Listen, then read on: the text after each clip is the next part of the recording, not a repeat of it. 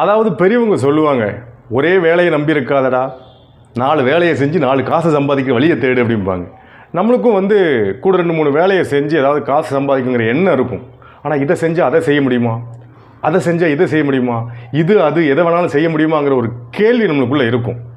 அதாவது நம்மளால் எதை வேணாலும் செய்ய முடியுங்கிறதுக்கு ஒரு கிரேட் எக்ஸாம்பிள் யார் அப்படின்னா நம்ம வீட்டில் உள்ள பெண்கள் தான். அதாவது நம்முடைய அக்காவோ தங்கச்சியோ அம்மாவோ மனைவியோ அவங்களால கூர்ந்து கவனிங்க.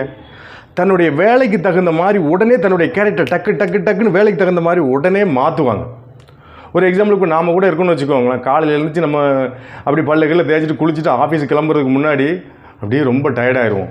ஆஃபீஸுக்கு போயிட்டு வரும்போது கட்டுன்னு வருவோம் அப்படின்னு. ஆனால் அவங்கள பாருங்கள், தன்னையும் பராமரிச்சுக்கிட்டு வீட்டில் உள்ள எல்லா வேலையும் செஞ்சுட்டு வேலைக்கும் போயிட்டு எனர்ஜியோடு வீட்டுக்கு வருவாங்க.